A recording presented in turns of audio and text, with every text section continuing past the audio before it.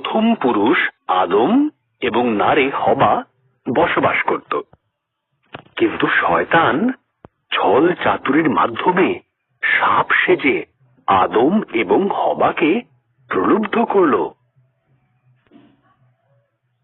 সাপ জিজ্ঞাসা করল, এইসব গাছগুলির থেকে কি ফল খেতে ঈশ্বর তোমাদের বারণ করেছে?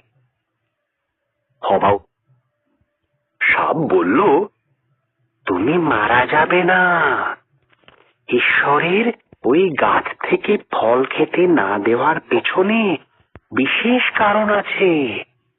যদি তুমি খাও তবে তাঁর মতন হয়ে যাবে।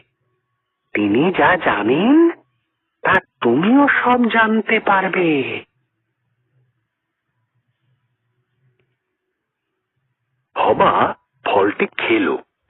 সে তার সঙ্গী আদমকে কিছুটা ফল খেতে দিল। আদমও ফলটি খেল এবং খাবার পরেই তারা এমন কিছু জানতে পারল যা তাদের জানা ছিল না। একটি বিষয় তারা জানতে পারল যে তারা উলঙ্গ ছিল। তারা পাতার বস্ত্র তৈরি করে নিজেদের লজ্জা ঢাকল। তারা আগে কোনোদিন ভয় বা লজ্জা পায়নি।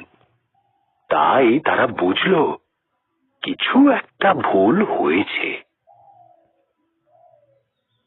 ঈশ্বর ডাকলেন, আদম, হবা। আদম উত্তর দিল, আমরা লুকিয়ে আছি, আমরা উলঙ্গ। ঈশ্বর দীর্ঘশ্বাস ফেলে বললেন, তোমরা ওই গাছের থেকে ফল খেয়েছ, তাই তোমরা জানো। তখন আদম হবাকে দোষ দিল, আর হবা সাপকে দোষ দিল। ঈশ্বর বললেন, সাপ, তুমি বুকে ভর দিয়ে চলবে। এক নারীর পুত্র সন্তান তোমাকে পরাজিত করবে।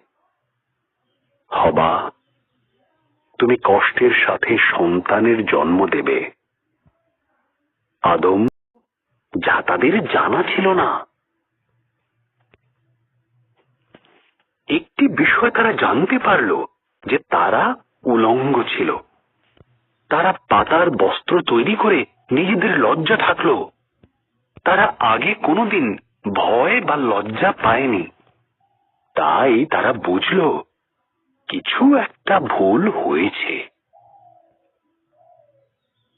ঈশ্বর ডাকলেন, আদম, হবা। আদম উত্তর দিল, আমরা লুকিয়ে আছি, আমরা উলঙ্গ।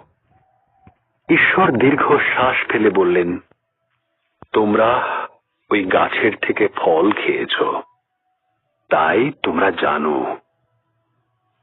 তখন আদম হবাকে দোষ দিল, আর হবা সাপকে দোষ দিল। ঈশ্বর বললেন, সাপ, তুমি বুকে ভর দিয়ে চলবে। এক নারীর পুত্র সন্তান তোমাকে পরাজিত করবে। হবা, তুমি কষ্টের সাথে সন্তানের জন্ম দেবে। আদম, তোমাকে খাবার সংগ্রহের জন্য অনেক কষ্ট করতে হবে।